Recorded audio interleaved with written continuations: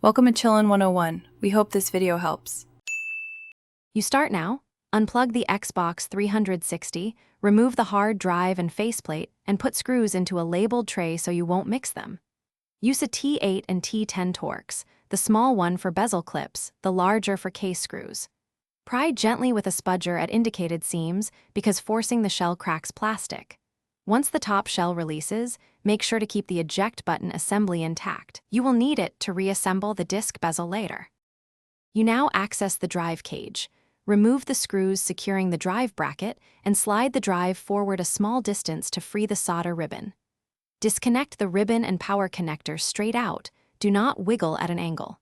Remove the drive from its rails, then transfer any alignment brackets or rubber grommets to the new unit.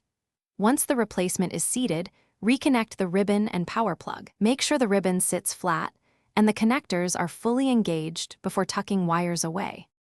You finish by reversing the disassembly order.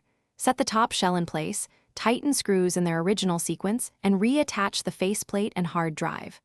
Plug in power and run an initial test with one game disc. Confirm the tray loads, spins, and the console recognizes the disc.